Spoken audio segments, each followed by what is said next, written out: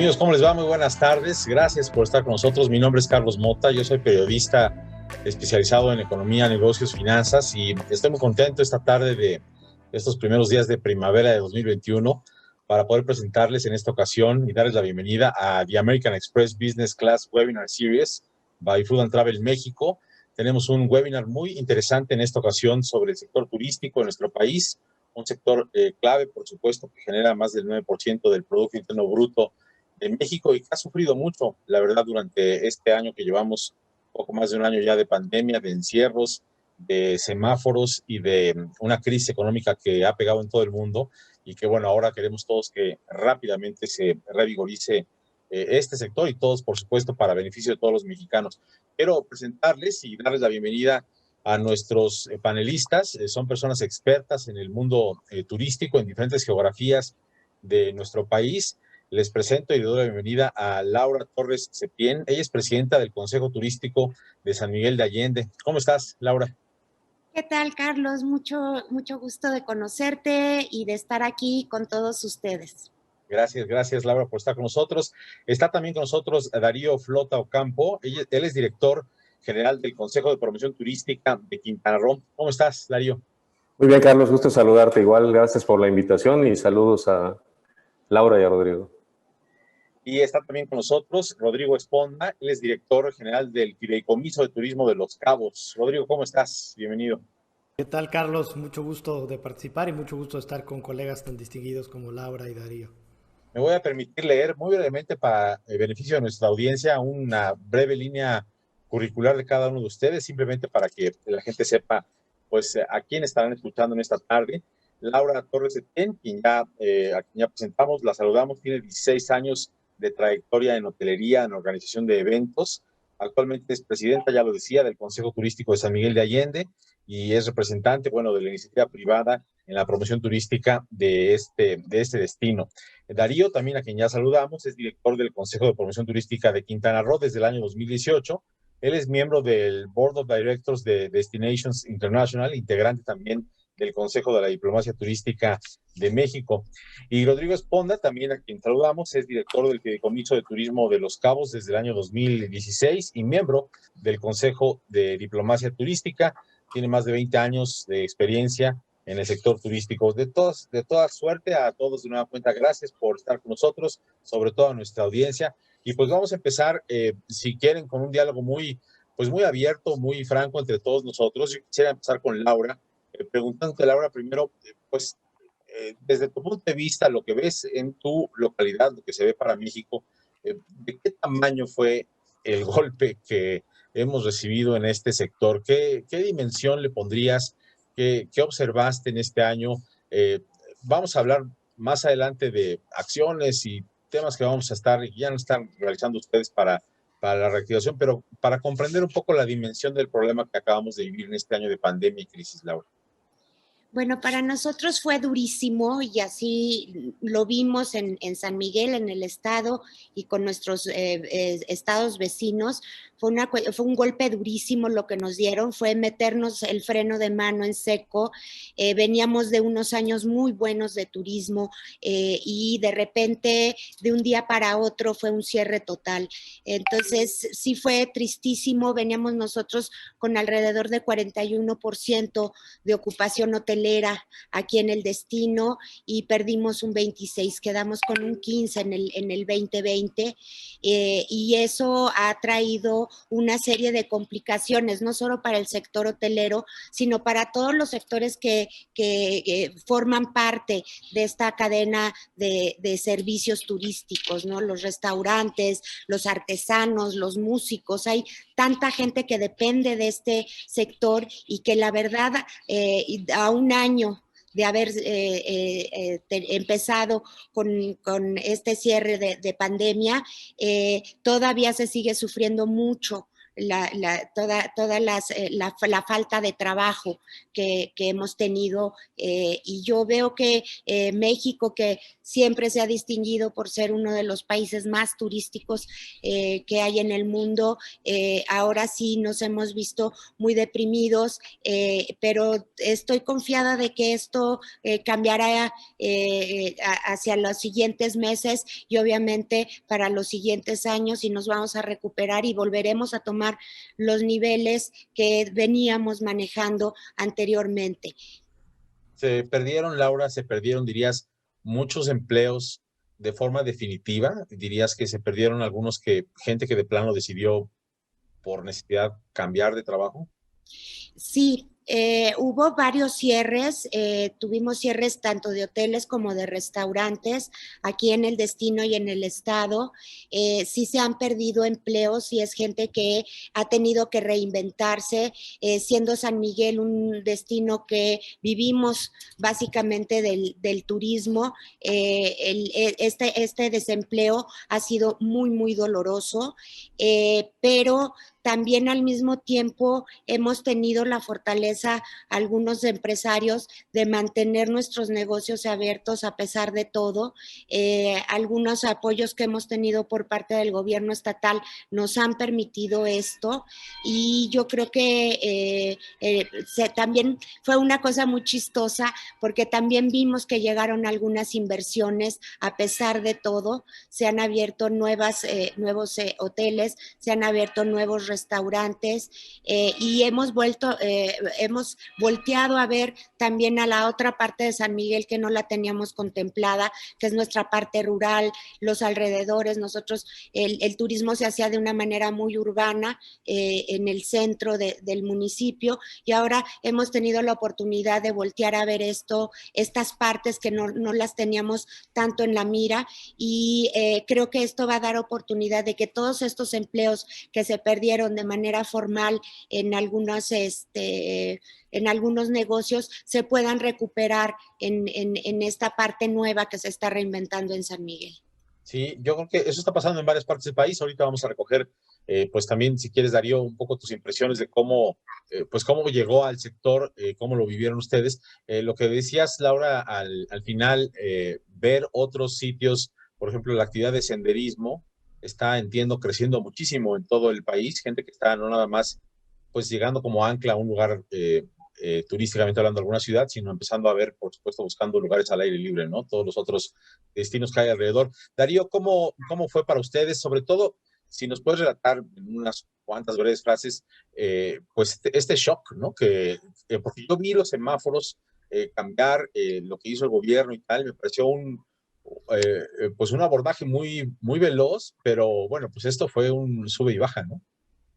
Gracias. Para cuando la pandemia nos toca y obliga a detener la operación, en el mes de marzo, estábamos atravesando una de las mejores temporadas históricamente en una temporada invernal.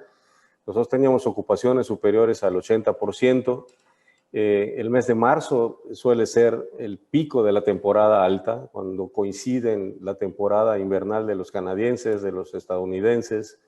Se junta normalmente con la temporada del Spring Break americano, que se acerca a la Semana Santa en México. Entonces, es también el pico alto en la temporada de cruceros que llegan al estado, particularmente a Cozumel y a Mahahual.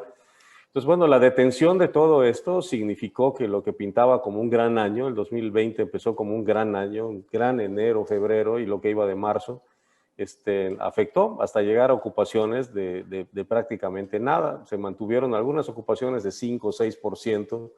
Estamos hablando de más de 110,000 cuartos de hotel que quedaron vacíos en unos cuantos días.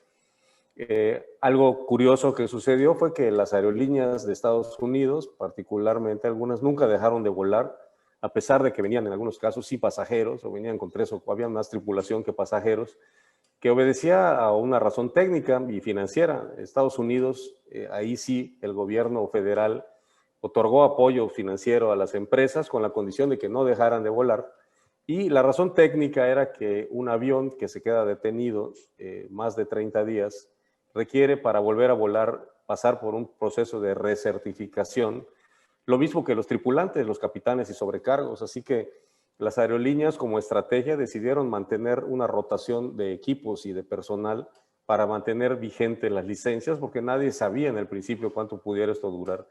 El impacto fue tremendo. En Quintana Roo es un estado que su economía entre el 80 y 90% depende del turismo y se consideran más o menos 450,000 trabajos relacionados con el turismo. De estos se contabiliza en el Seguro Social una pérdida de 100,000 trabajos en el primer mes, cuando se reporta y cuando se nota la diferencia. Este fue el impacto que tuvimos en esas, pues hace prácticamente un año. Pues un impacto muy duro, evidentemente. Y Rodrigo, yo creo que tienes alguna historia pues con las particularidades, a veces que sí son muy distintas, ¿no? Del otro lado del país, en Los Cabos. ¿Cómo lo vivieron? Bueno, hay algunas similitudes con lo que ha explicado Laura y Darío y algunas diferencias. El tamaño del efecto fue pues de 1.2 millones de turistas. Eso es lo que dejamos de recibir comparativamente con lo que se recibió en 2019, si es que no hubiéramos crecido nada, que igualmente como Quintana Roo estábamos teniendo un enero y un febrero con crecimientos de doble dígito históricos. También, obviamente, muy afectados en la parte de empleos. Después de Quintana Roo, pues Baja California Sur es la zona de México que tiene mayor dependencia en cuanto a la proporción de la economía, que depende totalmente de la industria de servicios, del sector terciario.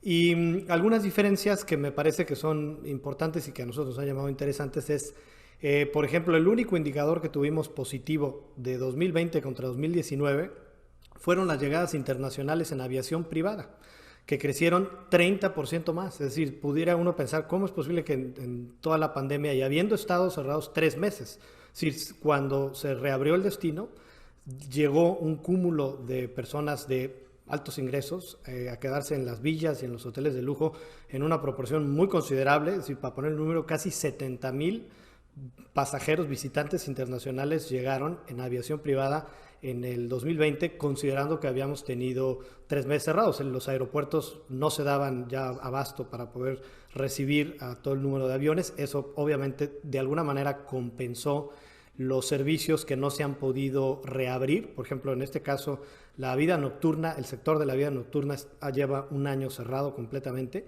y no se tiene siquiera ninguna indicación que pueda reabrir porque están en las fases de reapertura hasta la última etapa. Entonces, obviamente eso ha afectado la recuperación de empleo, pero se ha compensado porque el visitante que ha venido proporcionalmente está gastando 25% más per cápita que lo que quedó, un día más de estancia que hemos logrado alargar, incluido que, considerando que no están llegando los canadienses, que tradicionalmente se quedan más que los estadounidenses, pero aún así el estadounidense que está llegando está gastando más y se está quedando más. Entonces ha habido algunas oportunidades que se han podido materializar. Esto que nos describes, que yo es sumamente interesante, en particular del destino, te preguntaría si redireccionó personal, empleados, empresas, prestadores de servicios hacia esos servicios. Me imagino que pues, toda esta gente requería otro tipo de servicio también, ¿no? Totalmente, eso ha pasado y ha habido, lo que ha estado más interesante que yo no me esperaba es que empresas que estaban muy bien consolidadas en algún sector, les ha costado mucho trabajo reposicionarse, reaprender en esta cadena de servicios, y a otras que, digamos, eran más medianas, han logrado aprovechar y capitalizar estas oportunidades porque sí ha habido una reorientación. La renta, el arrendamiento de villas está siendo de verdad muy demandado, con todos los servicios que en ellas requieren de chefs, shows, música y todo esto que han estado solicitando como servicios. Entonces sí ha habido una redirección muy interesante. Qué interesante. Yo quisiera un poco tomando esta reflexión que estamos ya tomando, Laura, preguntarte cuál crees que es el ajuste estratégico más importante que está viviendo el sector, y platícanoslo un poco desde lo que está ocurriendo ahí en tu destino, en San Miguel, porque yo creo que esto que nos describe Rodrigo es justamente eso, pero cada uno lo vive distinto, ¿no? Porque a lo mejor hay destinos que tienen que pensar más en cómo se comporta el paseante, el viajero, el turista nacional, que ahora es, a lo mejor en tu caso, no lo sé, quien viajó más hacia allá, ¿no? Versus el internacional. O a lo mejor el ajuste estratégico más importante es hablar con los gobiernos y convencerlos, ¿no? De cómo realizar una apertura. ¿Cuál fue el ajuste en la industria que dices, aquí es donde tenemos que aplicarnos más.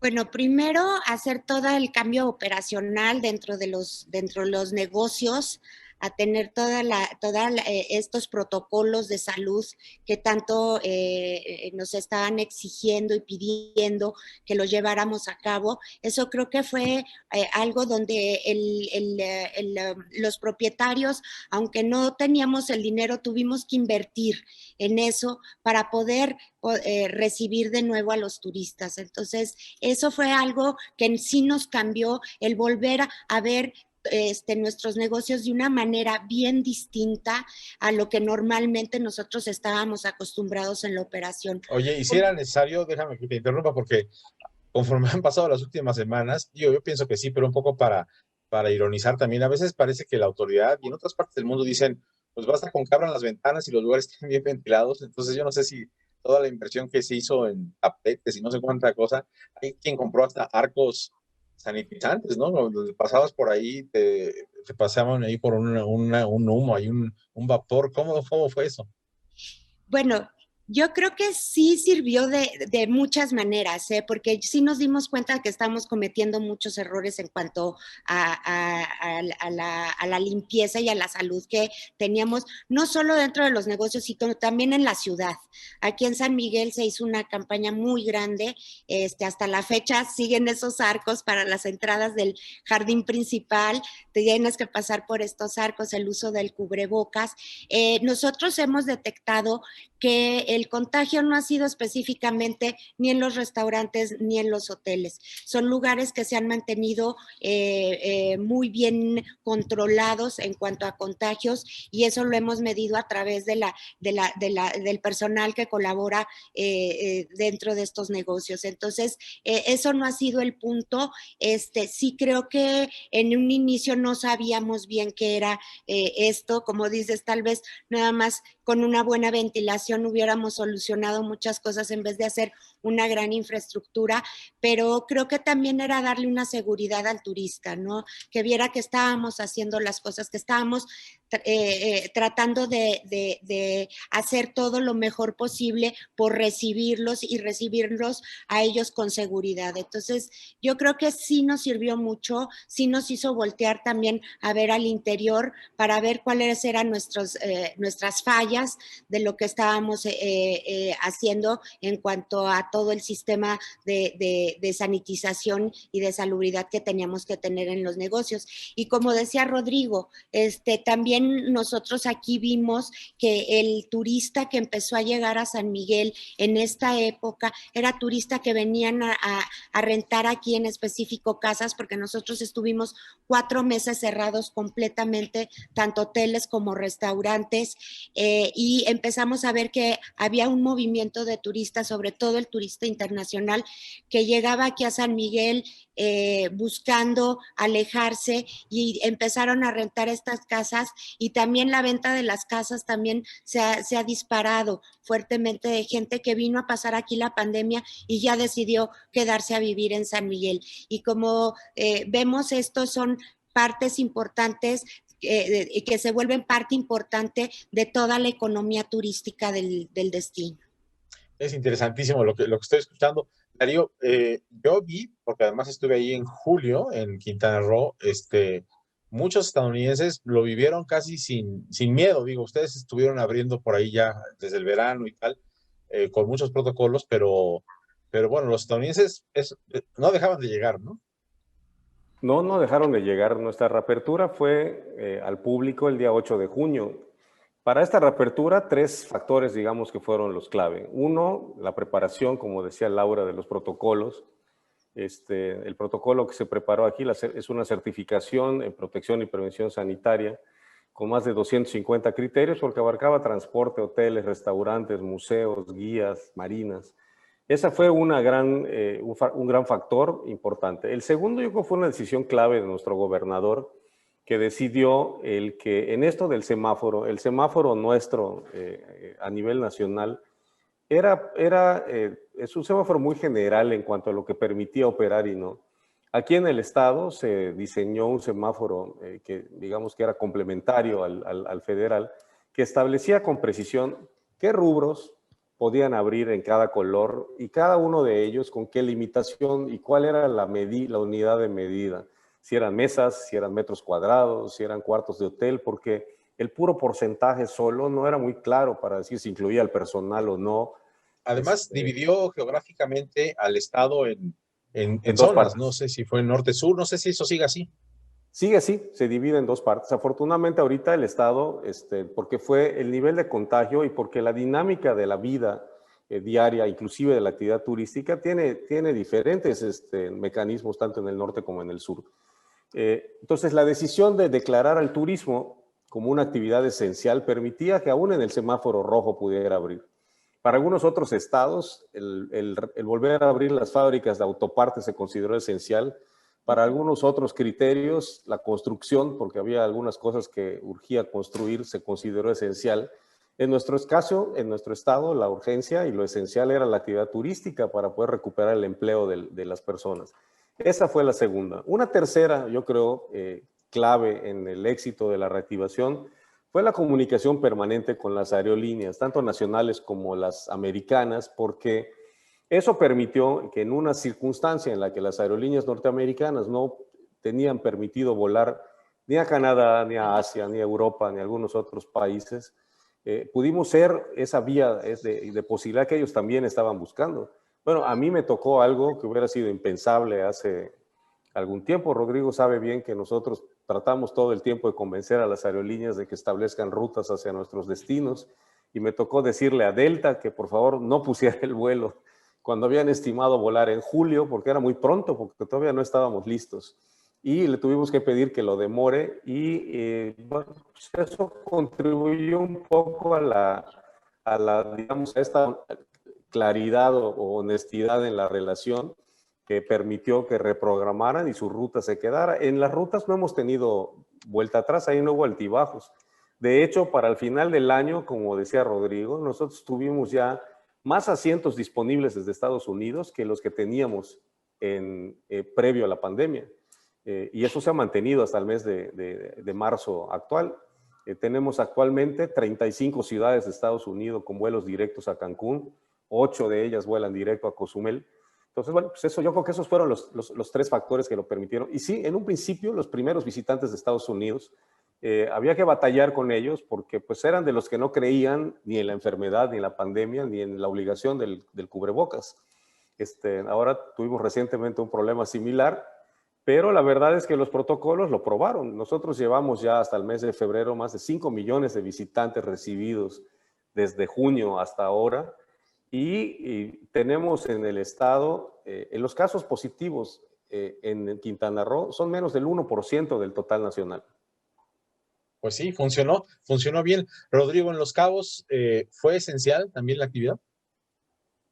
Hubo una diferencia que sucede aquí en Los Cabos. Hay un modelo público-privado muy curioso que lleva ya muchos años trabajándose y los protocolos se diseñaron no por la autoridad, sino en conjunto con el sector privado y obviamente fueron hechos ley por el sector público.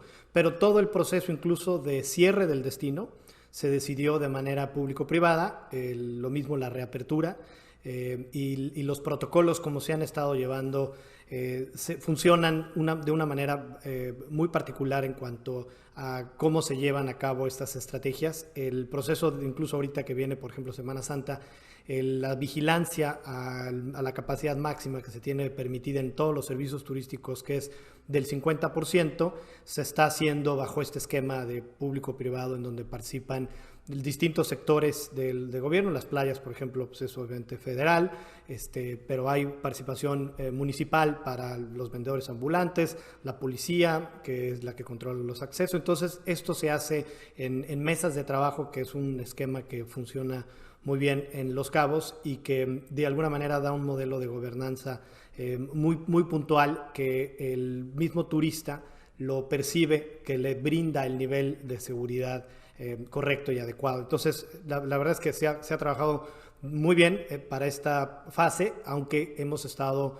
muy prudentes con las fases de reapertura y lo que se puede permitir en cada una de ellas. ¿Sabes si este modelo que nos explicas ¿Opera en todo el estado o solamente de San José, de Cabo San Lucas? No opera en todo el estado porque obviamente parte de una cultura de trabajo que se tiene, aunque Los Cabos pues es el motor económico del estado, es decir, para ponerlo en números, 7% de nuestros visitantes van a La Paz como turistas, que es un número considerable si se pone al 2.8 millones que recibimos en 2019, eso es un número considerable, y hay muchas sinergias de trabajo en donde obviamente el Estado participa muy activamente con los consejos coordinadores de empresarios, tanto en La Paz como en Los Cabos y en el resto del estado. Es decir, acabamos hace una semana de tuve una reunión de colaboración para revisar algunos puntos de trabajo y hubo autoridades federales, estatales, municipales y obviamente las cámaras empresariales, y es algo que aquí ha funcionado muy bien. Laura, ¿qué dirías de las pymes, las pequeñas y medianas empresas que particularmente, y quisiera un poco también la reflexión de todos al respecto, pero empezando contigo, Laura, creo que las pymes, pues sabemos, son más ágiles, ¿no? No tienen estos grandes y pesados comités, entonces pueden responder más rápido a condiciones cambiantes como esta que se vivió, pero particularmente cómo lo vivieron allí o qué están haciendo las pymes, cómo están reaccionando, cómo se están adaptando, ¿no? A diferencia de grandes corporaciones, que a lo mejor en este sector, pues sí hay muchas grandes corporaciones, las líneas aéreas, los grandes hoteles, pero fundamentalmente en estos destinos, particularmente ahí en San Miguel, bueno, pues esto es de pymes, ¿no? Sí, tienes toda la razón. Aquí somos pymes y mi pymes, o sea, somos realmente empresas muy pequeñas. Hay pocas cadenas o grandes consorcios aquí en San Miguel. Todos casi esto pura hotelería independiente, así mismo como la restaurantería es muy independiente. Entonces, esto hace que seamos muy flexibles, pero al mismo tiempo no tenemos el soporte de alguna gran empresa que esté realmente soportando todos estos gastos y a toda esta gente que nosotros tenemos trabajando con nosotros, ¿no? Lo que pasó aquí en Guanajuato en específico, el gobierno del estado sí nos apoyó con créditos al 0%, son créditos que se van a pagar después de un año, vamos a empezar a pagar estos créditos, que fueron más que nada para mantener los trabajos, era para pagar los honorarios y los sueldos de la gente que colabora con nosotros y para hacer alguna compra de algunos insumos, porque algunos empresarios invirtieron todo en mantener estos 4 meses de cierre sus negocios y para volver a reactivar sus empresas tuvieron que hacer una inversión. Entonces, sí fue muy difícil aquí en San Miguel en ese sentido, pero salimos adelante. Realmente el cierre que ha habido de hoteles ha sido muy poco, son 3 hoteles los que han cerrado de todas estas y como te dije hace rato, a nosotros nos está impresionando que ahorita hay gente que quiere venir a invertir aquí al destino y están apostando porque esta reactivación se va a dar pronto. Siguen siendo hoteles pequeños, de pequeña escala, muchos se abrieron durante la pandemia y ahí se ve la resiliencia, ¿no? de todas estas empresas y de todos estos emprendedores que le apuestan día a día al turismo y que lo ven como uno de los, de los motores económicos que más pronto va a retomar camino. Sí, es la maravilla del emprendedurismo. Yo también he visto unas cuestiones aquí en la Ciudad de México, por ejemplo, a media pandemia o el año pasado, pues se hablaba de restaurantes que se transformaban en un término, no me gusta usar en inglés, pero así lo llaman como dark kitchen, ¿no? Que son, sobre todo en la Ciudad de México, pues gente que solía ir muchísimo a restaurantes, pues ahora con el tema de las entregas a domicilio o recogidas de comida, pues también cerraban o incluso rentaron locales completamente cerrados y ciegos para crear pues otro tipo de experiencia de entrega a domicilio. Y bueno, yo creo que son adaptaciones muy interesantes. Darío, ¿cómo lo vivieron, cómo lo viven las pymes allá en Quintana Roo? Tu micrófono, Darío. Perdón de nuevo. Pues mira, las empresas pequeñas son realmente la mayoría que le dan sustento a toda la actividad turística. son quienes tienen más dificultades para tener acceso a créditos o a reservas para resistir tanto tiempo sin operar. Digamos que por un lado las grandes cadenas hoteleras están pudiendo enfrentar la situación de mejor manera. La ayuda fiscal que el Estado ofreció durante todo el año pasado fueron el diferimiento del pago de algunas obligaciones de impuestos, la condonación en algunos casos, y se pospusieron muchos pagos, igual que para este año. Se canceló los pagos que se hacían por renovaciones de licencias para la venta de alcohol, para los restaurantes. Se pospusieron y se difirieron los pagos de impuestos sobre nómina y sobre el hospedaje, que son los dos impuestos más importantes, los que mayor ingreso generan al Estado, lo cual pues, significaba un problema adicional para las arcas públicas, el tener de por sí una baja actividad económica y tener que posponer y ofrecer como ayuda esa. También se integró un paquete de ayuda. Hay muchos fondos, digamos, algunas fuentes de financiamiento que están disponibles a lo largo del año, que regularmente no se ocupan o que poca gente tiene acceso a ellos a través de NAFIN o a través de los propios bancos, de la banca comercial, que no se utilizan. El Estado hizo un acopio de todos esos financiamientos para poderlos ofrecer de una manera más sencilla. De hecho, un fondo del gobierno sirvió como aval, como garantía para que las pymes pudieran acceder a estos créditos, porque en algunos casos la subsistencia de algunas empresas dependía de cantidades como 80 o 100 mil pesos para poder pagar, sobre todo, aguantar con el pago de las nóminas y las obligaciones de renta y de servicios, en los que no hubo ninguna consideración a la situación por la que las empresas atravesaban. En el Estado hubo también, dado que las empresas hicieron un pacto, firmaron un pacto aquí todas las cámaras con el Estado para proteger el empleo. Muchos de los trabajadores de la industria turística dependen no solamente de sus sueldos, sino en buena medida de las propinas, y a los hoteles a estar sin actividad. Algunos las reciben de manera directa del turista, otros las reciben a través de su sueldo, en los hoteles todo incluido. Pero pues al estar sin operación, pues ese ingreso también lo perdieron. El Estado puso en marcha un programa muy ambicioso, es impresionante lo que se hizo, que fueron más de 1.2 millones de despensas que fueron entregadas casa por casa en las colonias de menores ingresos, y el paquete de ayuda incluía 5 cosas, incluía ayuda alimenticia.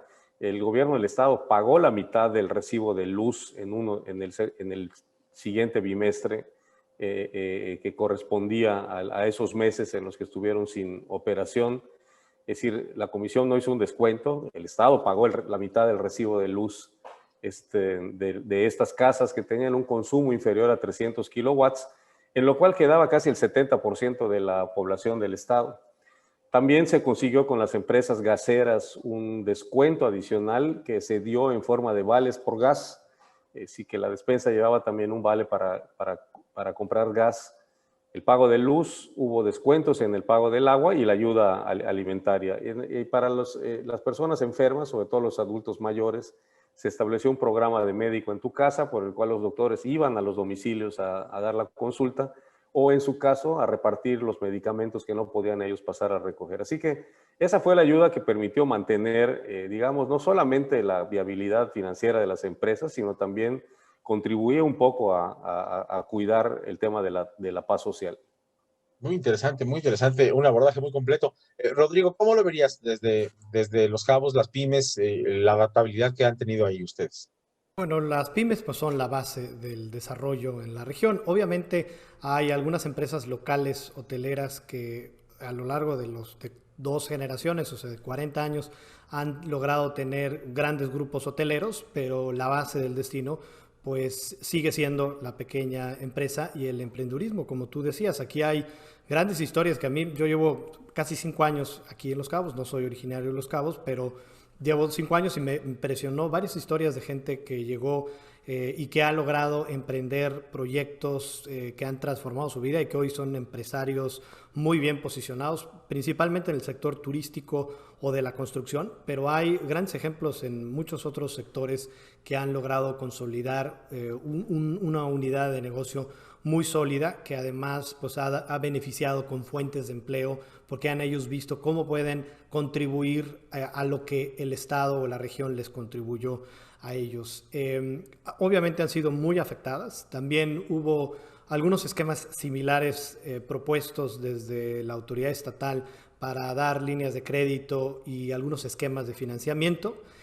Sin embargo, me parece que lo que de verdad ha logrado mantener a flote a las empresas pues son su capacidad de adaptabilidad, de lo que platicábamos, que han podido modificar el tipo de servicio que han estado dando hacia otro tipo de mercado o hacia otro tipo de producto, y que el trabajo que se ha hecho va más enfocado hacia allá. Un elemento que también me sorprendió es los mismos empresarios fundaron una organización que se llama Alianza Comunitaria por Baja California Sur, en donde cada una de estas organizaciones turísticas ya tenía un proyecto comunitario que lo llevaba haciendo. Algunos apoyaban con equipo médico a un hospital, otros a una escuela, un orfanato, y lo que hicieron fue, todos ellos se agruparon entre ellos mismos, son más de 100 ONGs, para formar este proyecto, hacer un censo de todas las comunidades que necesitaban apoyo y poder brindar los apoyos de manera más eficiente.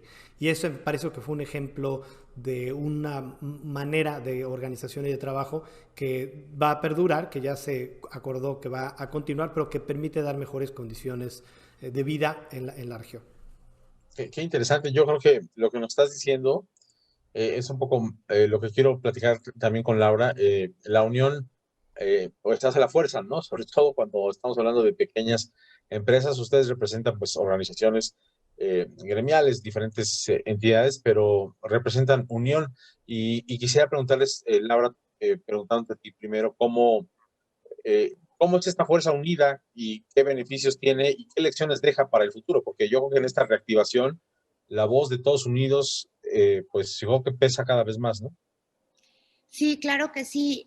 Nosotros hemos trabajado muy de la mano. Encontramos que no, como destino solo no podíamos salir adelante, ¿no? Entonces teníamos que ver a la región, teníamos que ver cómo trabajar con los con los otros diferentes destinos dentro de Guanajuato y con los estados que están alrededor de nosotros. Nosotros pertenecemos al Pacto Centro Occidente, que se hizo por el turismo, que son varios estados que estamos aquí en el centro, que San Luis Potosí, Zacatecas, Querétaro, Aguascalientes y Guanajuato, y todos estamos trabajando en conjunto. Se hizo un proyecto que se llama Viajemos en Corto, que lo que tenemos aquí en el centro es esta gran comunicación carretera, y que nos ayuda muchísimo a poder movernos de un estado a otro, de una ciudad a otro con muchísima facilidad.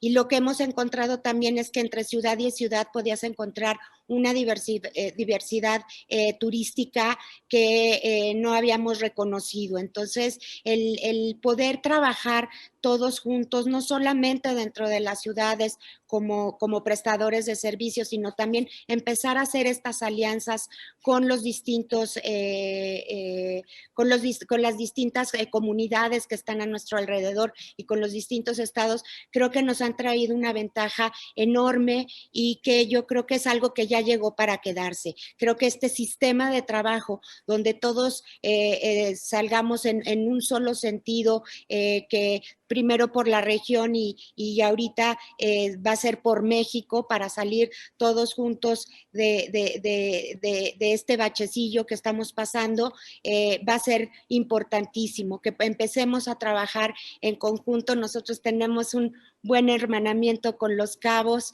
que seguramente va a ser parte importante ahorita de la reactivación de San Miguel, el poder tener esta comunicación con este gran hermano que es Los Cabos, y que tenemos tanto en común. Los turistas que vienen a San Miguel y los turistas que van a Los Cabos tienen un perfil muy parecido, muy peculiar, y que gustan de las dos, de estos dos mundos, ¿no? Entonces, sí creo que el trabajar de la mano, y como decía Darío, no solamente en esta parte empresarial, sino que esto también nos enseñó a que tenemos que buscar el bienestar de la sociedad, el bienestar de las gentes que colaboran con nosotros, que ellos estén, que tengan todas las herramientas y que tengan la mejor vida posible, y que el turismo les dé la mejor vida posible. Sí, qué interesante. Además, escuchar que, bueno, a diferencia de lo que yo vivo acá en la Ciudad de México, ustedes, lo que estoy escuchando, tienen más posibilidad de tomar decisiones colegiadas sin que alguien de pronto reviente la decisión, ¿no? Que eso es algo que luego en la Ciudad de México, como confluyen todos los caracteres de toda la República, sí se vive de manera distinta. Pero bueno, pues yo son grandes lecciones. Y Darío, te preguntaría si no te buscaron, bueno, por la naturaleza de lo que Quintana Roo significa en la península, otros destinos de ahí, ¿no? Digo, pienso en Mérida, a lo mejor hasta en Campeche, pero es un imán gigante Quintana Roo. Bueno, Quintana Roo, a través del aeropuerto de Cancún, es una puerta de entrada del turismo de muchas partes del mundo. El turismo que suele hacer circuitos, digamos, a través de la península o más allá de la península, hay circuitos que salen, inician en la Ciudad de México y terminan en Cancún o viceversa. Los circuitos que suelen hacer los alemanes, por ejemplo, que vienen en estancias de 2 semanas. Digamos que el aeropuerto de Cancún funciona para eso. Con Yucatán y con Campeche desde hace muchos años tenemos un programa conjunto de promoción que le llamamos Yucatán Península, porque así se llama la página de los catálogos de los turoperadores europeos, donde promueven estos circuitos que recorren estos 3 lugares. Entonces, bueno, pues la pérdida del turismo europeo, y además, pues quisiera yo retomar algo que decía Rodrigo de tal vez en un reconocer de las cosas que no funcionaron como pensamos que iban a pasar. Nosotros vimos al inicio de la pandemia que después de China, de Asia, cuando se empieza a contagiar Europa, Italia, España, Inglaterra empieza a correr, luego llega América, Canadá primero, luego Estados Unidos, luego nosotros, y ahora todavía la ola no termina de pasar en Sudamérica. Habíamos calculado que en el mismo orden en el que la epidemia pasó, iba a ser la recuperación turística. De hecho, creo que ellos también lo pensaron porque reabrieron pronto en Europa y tuvieron que volver a cerrar. Y las campañas que nosotros preparamos para el turismo europeo, como las del canadiense, pues tuvieron que esperar, porque los mercados que están funcionando hoy por hoy, que son los de Estados Unidos y México, son los que permitieron nuestra reapertura. Pero efectivamente, con Campeche y con Yucatán mantenemos ese vínculo. La certificación y los protocolos que se establecieron para el estado de Quintana Roo fueron compartidos con el estado de Yucatán, que les permitió complementar con lo que ellos estaban haciendo y poder tener rápido esta posibilidad de apertura. Y ahí va. Y quiero, si me lo permites, comentar una circunstancia muy extraña que está sucediendo ahora, buena para nosotros. En el caso de Europa, en las semanas recientes, hace un mes, digamos, para acá, a partir de fin de año, reinició los vuelos de Air France desde París y los de Frankfurt de Lufthansa. En las semanas recientes, cuando se hablaba del aumento de restricciones, la obligación de la prueba PCR para viajar, al mismo tiempo que eso sucedía y temíamos que fueran, igual que de Inglaterra, el vuelo de British Airways, que fuera a ser cancelado.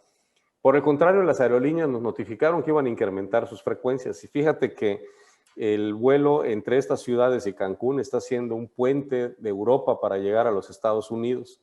Esta vez no, es que no hay vuelos entre Europa y Estados Unidos. Nadie puede volar de manera directa.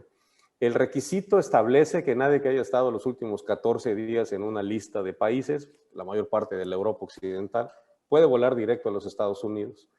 Entonces, a nosotros nos llamó la atención, esto lo comenté alguna vez, que en esos 2 primeros vuelos de París y de Frankfurt, en la lista de pasajeros venían pasajeros de más de 12 nacionalidades. Venían de lugares muy extraños, venían de Pakistán, venían de Italia, venían de España, venían de Austria, venían, pues dijimos, bueno, pues es normal. Pero eso se mantuvo a lo largo del tiempo. Eso nos llamó la atención, inclusive un turoperador Cóndor que decía, ¿cómo es posible que si yo no logro vender asientos, Lufthansa esté aumentando frecuencias? Pues bueno, resulta que no todos eran, digamos, turistas tradicionales. Han estado viniendo a Cancún, tienen 2 semanas de estancia, con lo cual pues ya cumple con el requisito de no haber estado en Europa los 14 días recientes, y luego vuelan de Cancún hacia los Estados Unidos. Entonces ya pueden entrar sin que se los prohíba la aerolínea. En la vía contraria funciona también, nada más que ahí no tienen que esperar, es decir, vuelan de Estados Unidos a Cancún y aquí conectan vuelos hacia Europa. Ya hay, tenemos ya, imagínate, vuelo a Varsovia, a Zúrich, a Frankfurt, a París, a Madrid, a Londres, y en una semana más iniciará el vuelo de Lisboa. Y bueno, ya en el transcurso... Perdón que te interrumpa, son vuelos directos, por ejemplo, el de Varsovia, ¿es un itinerario ya fijo? Sí, es la aerolínea Polish LOT. ¿LOT? Wow. LOT vuela desde ahí, y la que va a empezar de Portugal es TAP, es la aerolínea bandera de Portugal. TAP empieza a volar 3 veces por semana de Lisboa a Cancún, y curiosamente pues los ejecutivos comerciales de esas aerolíneas ven con mucho entusiasmo que tienen mucha demanda porque dice, hay muchos españoles queriendo vía Lisboa poder volar a América. Entonces, pues bueno, esta ha sido una circunstancia, digamos, ventajosa para nosotros, que la gente venga y tenga que quedarse 2 semanas en Quintana Roo para poder continuar en su ruta hacia los Estados Unidos. Pero como sea, los aviones y las rutas aéreas permanecen mientras haya pasajeros que ocupen los asientos. Así que, bueno, pues esta es una buena circunstancia que nos ha beneficiado. Y bueno, pues nuevamente decir que lo más importante ha sido y debe seguir siendo, y creo que lo será por algunos meses más, la rigidez con que apliquemos los protocolos para evitar, porque ni la vacunación, es decir, ni quienes hayan sido ya contagiados tienen ninguna garantía de que no puedan ser parte de este proceso de seguir esparciendo la enfermedad. Sí. Tenemos ya pocos minutos. Todavía me quedan 2 preguntas, pero quisiera hacer un circuito con ustedes, empezando con Rodrigo, después Laura y luego de Darío. Una primera pregunta, después vendrá otra, pero la primera tiene que ver con el turismo nacional. ¿Qué nos dicen del turismo nacional? ¿Cómo está comportándose? ¿Qué está pidiendo? ¿Qué exige? ¿Cómo se comporta? ¿Cómo hay que servirle a partir de esta nueva realidad? Rodrigo. Bueno, el turismo nacional ha tenido una recuperación más rápida proporcionalmente que el turismo internacional. Hemos hecho, obviamente, algún trabajo de desarrollo, incluso de nuevas rutas que estamos esperando que se puedan abrir hacia el destino de manera directa. Para los meses de noviembre y diciembre del año pasado, tuvimos el mismo tráfico de aeropuertos nacionales que tuvimos en 2019. Digamos, el mercado nacional se recuperó al 100%. En enero bajó un poquito, pero estamos alrededor del 82-83% de tráfico, y para los siguientes meses se ven más asientos incluso de los que teníamos en el 2019 de varios aeropuertos, todos los aeropuertos principales que vuelan hacia México. Entonces, la verdad es que muy bien, tenemos una campaña que se llama Sí o Sí, Los Cabos, con venta directa, que hemos trabajado tanto con acciones específicas al consumidor como con socios comerciales. Algunas acciones digitales como el pasaporte de golf y el pasaporte gastronómico enfocado al mercado nacional, y obviamente para incentivarlo y para que vengan y descubran Los Cabos, esta maravillosa combinación del desierto, el mar y las montañas. La maduración del posicionamiento de Los Cabos en la mente del turista nacional ya está donde ustedes quieren que esté. Te lo pregunto porque yo hace, no sé, quizá unos 2-3 años había escuchado mucho pues este apetito de los empresarios de Los Cabos para complementar fuertemente todo el turismo internacional que venía, pues mercadeando, haciendo un posicionamiento particular hacia el nacional, ¿no? Definitivamente nos hace falta avanzar más, pero creo que se ha hecho y además esto es una oportunidad, el hecho de que tengamos tan rápida recuperación del mercado nacional y que tengamos mayor asiento, seguramente en los siguientes meses vamos a tener todavía más flujo que el que teníamos anteriormente y va a ser mucho más en volumen y mucho más apreciado por todo lo que podemos ofrecer. Laura. Bueno, nosotros el turismo carretero es lo que más manejamos. Obviamente el turismo internacional que normalmente venía a San Miguel se perdió bastante. Este año vimos que menos americanos y canadienses, que es nuestro turismo natural, llegaron. Menos gentes llegaron aquí a San Miguel, pero sí en cuanto al turismo nacional, obviamente el gran consumidor de San Miguel es la Ciudad de México y todos nuestros estados colindantes, San Luis Potosí, Querétaro, Jalisco, a la hora de no poder viajar más allá, se voltearon hacia San Miguel y han venido con muchísimo gusto, sobre todo el turismo joven. Hemos visto que el turismo en San Miguel se ha rejuvenecido muchísimo, nos están buscando y están buscando todas estas nuevas experiencias que tenemos aquí, como son los viñedos, la vitivinicultura aquí en San Miguel. En los últimos años había crecido mucho, pero este último año se profesionalizó mucho en cuanto a ser ya destinos, pequeños destinos turísticos por sí mismos, los viñedos. Entonces, toda esta nueva oferta que se está dando alrededor de San Miguel y lo que hablábamos, Carlos, al principio, el hiking, las bicis, el motocross, todas estas nuevas posibilidades que se han abierto en este turismo, creo que nos han beneficiado mucho en cuanto al turismo nacional y estamos creando una oferta para que cuando ya podamos abrir francamente y se abra francamente las fronteras al turismo internacional, creo que vamos a estar con toda esta oferta rejuvenecida aquí en San Miguel. Ha sido una de las cosas, fue dolorosa la pandemia, pero también nos trajo todas estas bondades, todas estas, esta manera de volvernos a reinventar, de volver a saber qué es lo que queríamos hacer con el destino y el volver a reconocer al sanmiguelense, al que está viviendo aquí en San Miguel y darle también la cabida a él para que forme parte otra vez de toda esta industria turística. Muy interesante también. ¿Y Darío, el turismo nacional? Bueno, el turismo nacional siempre ha sido no solamente un componente importante de nuestra mezcla, sino además nuestra tabla de salvación cada vez que hay crisis aquí, posterior a un huracán o alguna circunstancia parecida. Fíjate que en el enero pasado, llegamos al 82% del número de nacionales respecto del enero de 2020, que fue un gran enero. Así que estamos solamente un 18% por debajo de los números del año pasado en el turismo nacional. Claro, hay que tomar en cuenta también que nuestros paisanos tampoco tienen muchas opciones de viaje. Es decir, hay un buen número de mexicanos que ya no pudieron viajar a Europa, ni viajar a Asia, ni tomar un crucero, ni ir a Canadá. Entonces, a algunos pues no les quedó otra, para fortuna nuestra, de conocer su país. Es sorprendente que hemos tenido muchos mexicanos que vienen por primera vez de vacaciones a Cancún o a la Riviera Maya, o algunos que regresan después de muchos años pensando que pues ya vinieron aquí, quieren conocer otra cosa, pero esta es una muy buena oportunidad.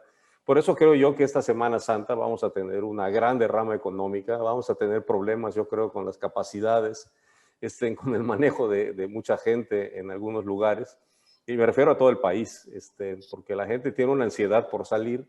Esta es una oportunidad y creo que eso va a suceder. El turismo nacional, como siempre, es una gran fortaleza de la actividad turística en nuestro país. Sí, es la base. Qué interesante. Pues se nos va acabando el tiempo. Yo quiero nada más una breve conclusión de cada uno de ustedes, empezando con Rodrigo, luego Laura y Darío, así como estamos haciendo el circuito, pero preguntándoles un poco también, y en un par de líneas simplemente que nos digan cómo ven el futuro después de lo que hemos vivido, qué concluirían, qué nos depara en el sector turístico en el país, en sus destinos durante los siguientes meses, digamos, en el siguiente par de años que observan. Rodrigo. Bueno, yo creo que la calidad del producto turístico mexicano es extraordinaria y es reconocido a nivel mundial, y estoy seguro que el turismo continuará siendo un sector clave en la economía, que además proporcionará grandes beneficios sociales, culturales, de medio ambiente, económicos. Obviamente, sí creo que va a ser muy necesario que como industria turística mostremos una adaptabilidad, que aprendamos y dejemos de aprender algunas cosas y que innovemos en el producto turístico, y eso es lo que nos va a permitir ser un destino competitivo. Y me parece que pues aquí lo tienes, a grandes profesionales en grandes destinos como puede ser Laura y Darío en Quintana Roo y en Guanajuato, y estoy seguro que así lo vamos a lograr hacer. Bien, muy interesante, Laura. Yo lo veo con mucho optimismo, Carlos. Yo creo que como dice Rodrigo, nos tenemos que reinventar.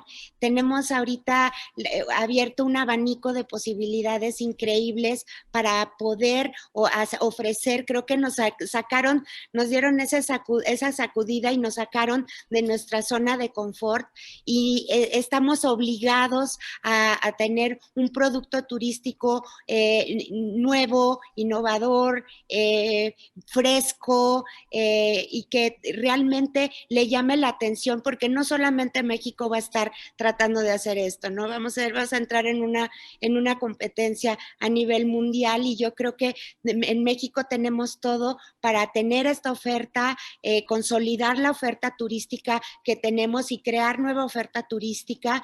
Yo lo veo muy optimista y creo que hay muchas cosas rescatables de esta pandemia, y yo estoy convencida de que lo vamos a hacer, y lo vamos a hacer muy bien. Sí, sin duda, sin duda. Y Darío, ¿qué nos dirías? Bueno, mira, yo creo que haciendo un lado, después de hablar de la importancia del turismo nacional, yo creo que existe una muy buena noticia por la gran cantidad de demanda retenida y contenida que hay, de la gran cantidad de gente que quiere viajar, particularmente de aquellos países donde sí hay un plan de vacunación serio, en el que está avanzando la vacunación entre su población, que son pues nuestros vecinos de Estados Unidos, los británicos y algunos otros países de Europa. Creo que la noticia no tan buena es que, aunque va a haber una gran demanda próxima, también todos nuestros otros destinos competidores, otros países, otras regiones del mundo van a estar listos también para competir por ese mercado que se expande.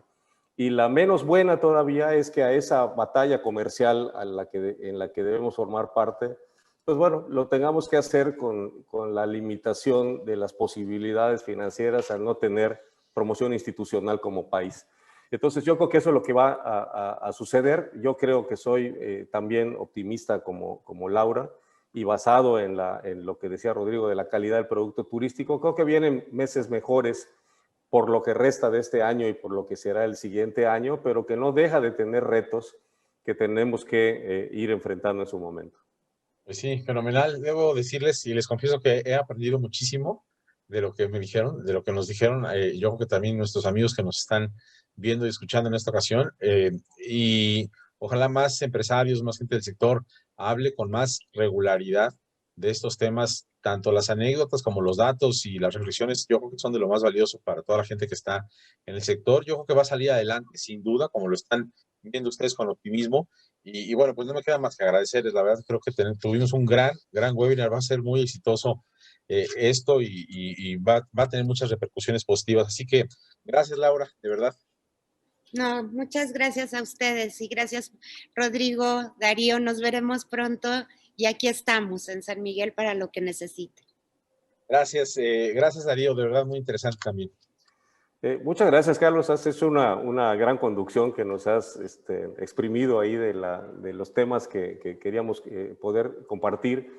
Gracias a Food and Travel por esta gran invitación, y como siempre, un honor compartir aquí con mis colegas. Gracias, y gracias también a Rodrigo, por supuesto. Rodrigo, gracias. Oh, gracias a ti, Carlos. Obviamente un abrazo a Darío y Laura. Espero que nos vemos pronto. Así que de nueva cuenta, muchas gracias. Gracias a todos, sobre todo a nuestra audiencia. Hemos aprendido mucho esta tarde. Esto fue The American Express Business Class Webinar Series by Food and Travel México. Mi nombre es Carlos Mota. Les agradezco de verdad enormemente que nos hayan acompañado, y nos vemos próximamente en otro webinar para seguir aprendiendo de diferentes industrias. Muchas gracias y hasta pronto.